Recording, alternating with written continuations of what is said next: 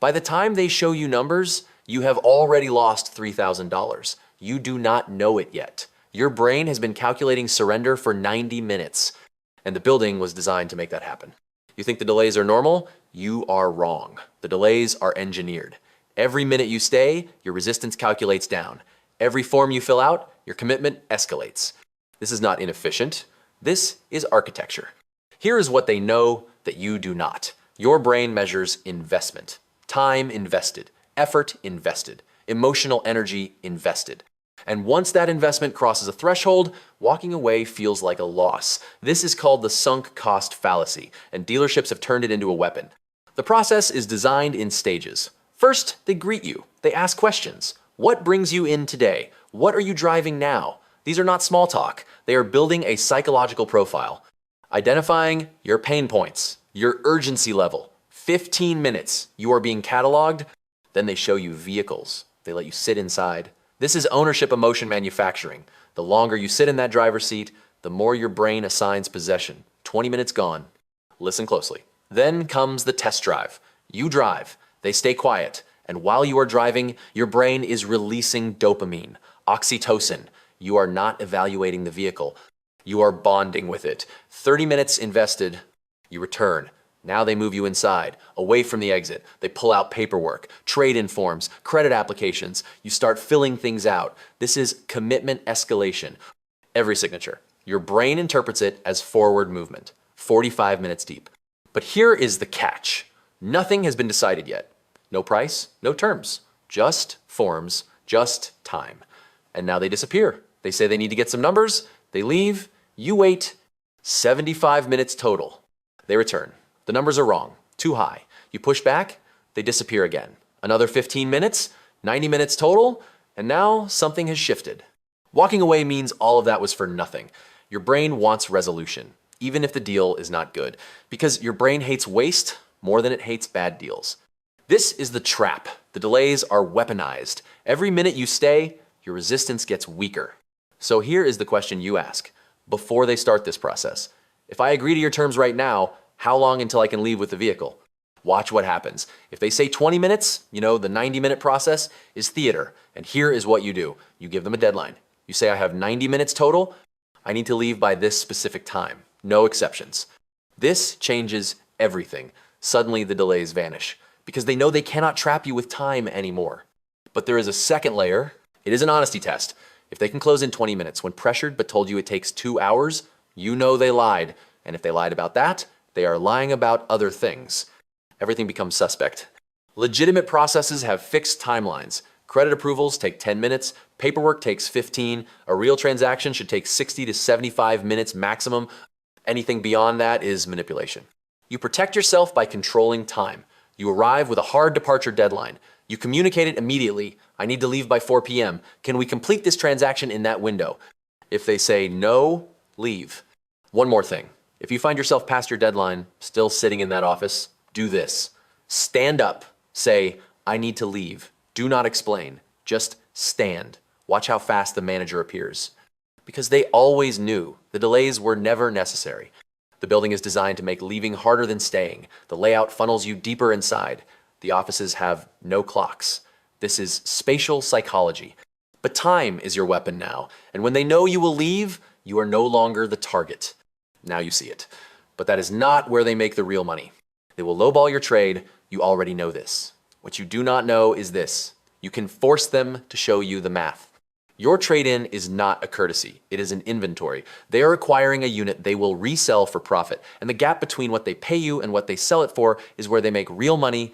Here is how it works. They inspect it. They point out scratches, dings, wear on the tires. They are building a case for the lowball they are about to offer.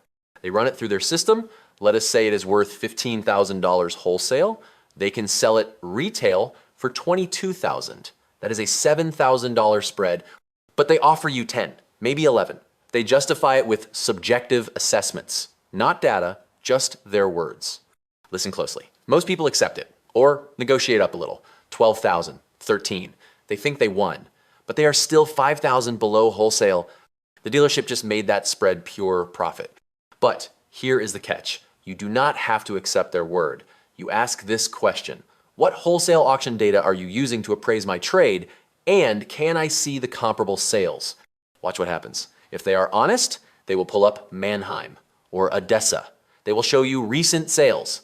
That is the real number, that is the floor. Anything below that is theft. If they refuse, if they say that information is proprietary, you know they are lying because every dealership has auction access. They are refusing to show you because showing you means showing the gap.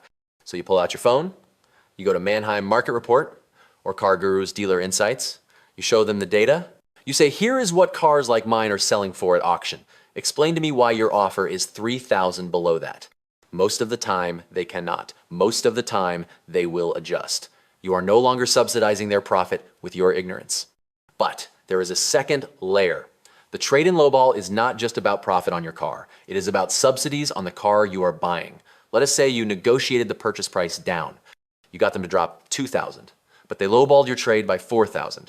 You lost more on the trade than you gained on the purchase. The net is still in their favor. You think you negotiated, you got negotiated. This is the shell game. They give on one side, they take on the other. Purchase price minus trade value equals out-of-pocket cost. That is the only number that matters. This changes everything. So you negotiate them together. You say, here is what I'm willing to pay out of pocket. Here is the net number. I do not care how you split it. But the total is the total. And if you cannot hit that total, I am leaving. This forces them to stop playing the shell game. Now they cannot hide the margin in the trade. One more thing. If they tell you your trade is worth less than wholesale, say, okay, I will sell it myself. I will take it to CarMax. I will come back and buy your car without a trade. Watch how fast the offer changes. Because they want the inventory, they just wanted it at your expense. The margin you just saved is about to disappear. And it starts on the phone. Before you walk into the building, you ask one question, and their answer tells you if they respect you or if they are calculating extraction. Most people call to confirm availability. These are the wrong questions.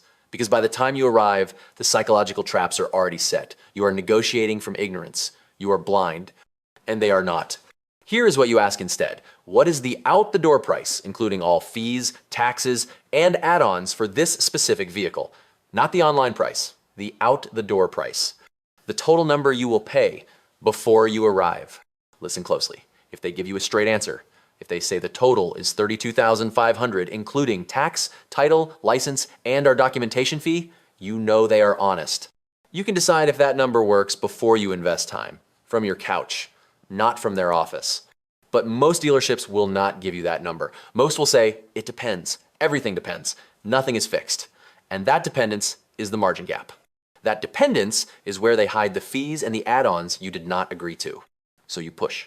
You say, give me the number, assuming I pay cash, no trade, no financing, just the car, taxes, and fees.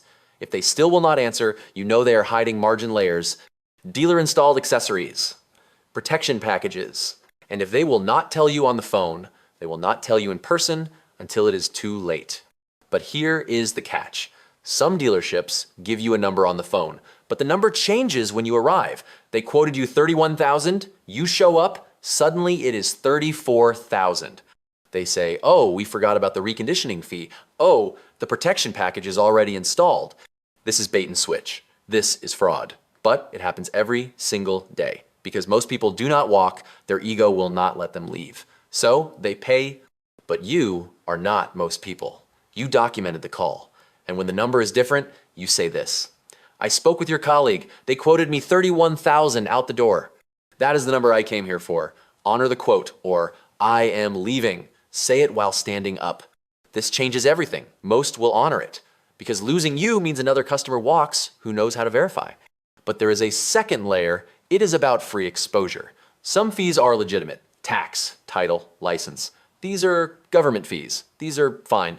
But then there are dealer fees. The next category is where they steal from you in plain sight. Documentation fees, processing fees, dealer prep fees. These are profit centers disguised as administrative costs. They are margin, pure margin, and they range from $300 to $3,000. And most people do not know they are negotiable. So when you ask for the out-the-door price, you force them to disclose every fee. And when they disclose it, you challenge it. You say, what is this dealer prep fee? They will say it is for cleaning and inspecting. You say that should be included in the price. Remove it. Most of the time, it disappears. One more thing. If they will not give you the out-the-door price on the phone, say this: I am calling 5 dealerships today. Whoever gives me the best out-the-door price gets my business. I am comparing numbers and choosing one. Watch how fast they have access to the information they said they did not have. Because they do not want you calling competitors. They want you isolated. And when you refuse, the game stops working. You think you are negotiating. You are not. You are performing for someone who is not in the room. If you want the rest of the interrogation manual, subscribe. The next question exposes the system they use to exhaust you. They tell you they need to check with the manager. They tell you they are fighting for you. Here is the question that reveals if that is theater. You are sitting in the office. The salesperson writes down your offer. They say, let me take this to my manager. They walk away. You wait. The uncertainty builds. And that is the point. They come back. 10 minutes later, they say, I talked to my manager. He cannot go that low. The best he can do is this. It feels like they fought for you. But here's what actually happened. They ran a script. The manager either does not exist or already approved a range before you walked in. The walkaway was a theater. Listen closely. Here is how the relay system works. The salesperson does not have authority, or they claim they do not. You are negotiating with someone who cannot say yes. And every time they leave, your uncertainty increases. You are on an emotional yo-yo, and yo-yos wear you down. But the manager is not actually reviewing your deal. The manager already knows what they will accept. The salesperson is not negotiating. They are relaying. The relay protects the real authority from confrontation. But here is the catch. You do not have to accept the relay. You ask this: who has final approval authority on this transaction, and can I speak with them directly? Watch what happens. If they say, sure, let me get him, you know they were being honest. And now you are negotiating with someone who can actually say yes. The deal moves faster. But most of the time, they will not get the manager. They will say, that is not how we do things here. These are deflections. These mean the relay system is being protected. And if it is being protected, it is because it works. So you say, I am not negotiating through a relay. I want to speak with whoever has authority. If that is not you, get them. If they do not come out, I am leaving. This changes everything. Most dealerships will bring out the manager because losing you over a process issue is not worth it.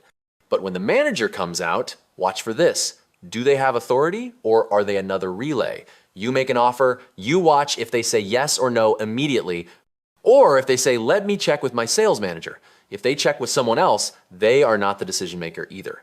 You repeat the process. You keep escalating until you reach the person who can say yes without checking. Sometimes the salesperson does have authority, but they use the manager as a tactic anyway. They use the walk away to reset your expectations. This is theater. And you expose it by demanding to skip the relay. When they say, I am the decision maker, you say, great, then approve my offer right now. No walk away, no delay, yes or no. One more thing. If the manager comes out, say this: here is my offer. Can you approve this right now, or do I need to leave and try another dealership? Frame it as a binary, yes or no. Most managers will say yes, because if your offer is within range, they would rather say yes now than risk you leaving. The relay system only works if you accept it, but you have not reached the final trap yet. Comment on the worst manager approval theater you have ever experienced. How many times did they walk away before you signed? You negotiated the price, you got your trade number, you think the hard part is over, then they send you to the finance office. And this is where they make back everything they lost, plus interest. The finance office is not about paperwork. It is about margin recovery. You fought for every dollar. You think you are done. You are about to enter the highest margin room in the building, and most people never see it coming. They say congratulations, they walk you to a waiting area, you feel relieved, then they call your name, the finance manager is ready, you enter an office, they smile, they say, I am just here to finalize the paperwork, this will only take a few minutes. This is the setup. They are positioning themselves as administrative. They are not. They are salespeople, the highest paid salesperson in the dealership. Their job is to sell you products you do not need at prices you should not pay. And by the time you realize what is happening, you will have said yes to add-ons that increased your cost by $4,000. Listen closely. Here is what they sell: extended warranties, gap insurance, tire and wheel protection, paint protection. Every product has a massive markup. The extended warranty they sell you for $3,000 costs the dealership $200. The gap insurance for $800 costs them $40. The markup is 500%, sometimes more. And you can buy every single one from a third party for half the price. Extended warranties are available online, gap insurance through your auto insurance company. You do not need to buy them from the dealership, but they will make you think you do. Here is the pitch. They say your vehicle is covered under the manufacturer's warranty for 3 years, but after that, you are on your own. Repairs are expensive. A transmission replacement is $7,000. Would you rather have peace of mind for just $58 a month? You can extend your warranty. Wrong. Most extended warranties have exclusions, deductibles, coverage limits. The transmission replacement might be covered, but only if the failure was mechanical, not if it was wear and tear. And even if it is covered, you still pay a deductible. $200, $500, sometimes more. But here's the catch. They frame it as a monthly cost. $58 a month sounds small, but $58 a month for 60 months is $3,480.